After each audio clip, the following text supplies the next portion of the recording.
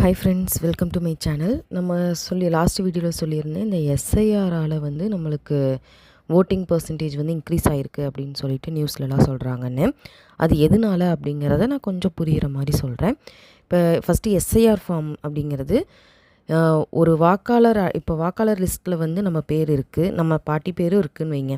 ஆனால் இப்போ எங்கள் பாட்டி இல்லை அப்படிங்கும்போது அதை நான் போய் இன்ஃபார்ம் பண்ணி அவங்க பேரை ரிமூவ் பண்ணணும். அப்படி பண்ணாமல் நிறைய நேம்ஸ் வந்து நம்ம லிஸ்ட்லேயே இருந்தது. அதையெல்லாம் ரிமூவ் பண்ணுறதுக்காக கவர்மெண்ட் எடுத்த ஒரு ஸ்டெப்பு தான் இந்த எஸ்ஐஆருங்கிறது.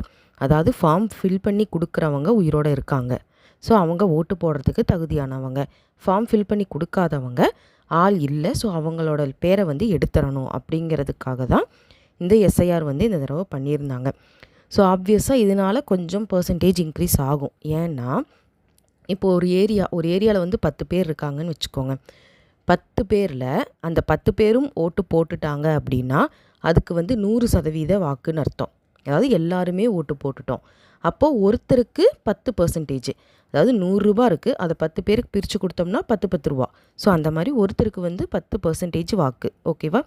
இப்போ நான் 10 பேரில் 5 பேர் வந்து ஆள் இல்லை மீன்ஸ் வயசானவங்க இறந்துட்டாங்க. அதில் 5 பேர் மட்டும்தான் நம்ம வந்து அலைவில் இருக்கோம். அப்போ நம்ம அங்கே 10 பேருக்கு அந்த 100% ஓட்டுன்னு சொல்கிறோமா, ஒவ்வொருத்தருக்கும் 10%ன்னு வந்துருச்சா.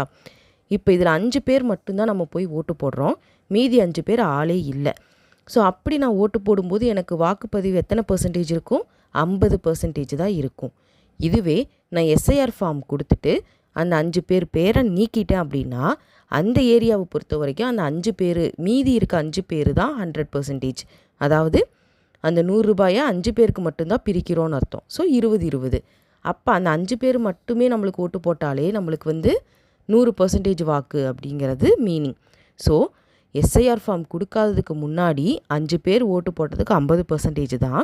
எஸ்ஐஆர் ஃபார்ம் கொடுத்து இந்த பேரை ரிமூவ் பண்ணதுக்கப்புறமா அதே 5 பேர் தான் ஓட்டு போடுறாங்க. ஆனால் நம்மளுக்கு ஓட்டு சதவீதம் 100%. டிஃப்ரெண்ட் என்னங்கிறது புரியுதா? ஸோ இதனால் நம்ம வந்து பழைய ஆட்களோட பேரையெல்லாம் ரிமூவ் பண்ணதுனால எனக்கு வந்து ஓட்டு பர்சன்டேஜ் இந்த அளவுக்கு இன்க்ரீஸ் ஆகிருக்கு அப்படிங்கிறது கவர்மெண்ட்டோட கணிப்பு. ஆனால் என்னோட கேள்வி என்னென்னா, வெறும் 29 லட்சம் ஓட்டுங்களுக்கே நம்மளுக்கு இந்த அளவுக்கு டிஃப்ரெண்ட் பர்சன்டேஜ் வந்திருக்கே. அப்போ போன தடவை எவ்வளோ ஃபேக் ஓட் போட்டிங்க? யார் கட்சிக்கு போட்டிருப்பாங்க? முடிஞ்சால் கமெண்ட்டில் சொல்லுங்கள்.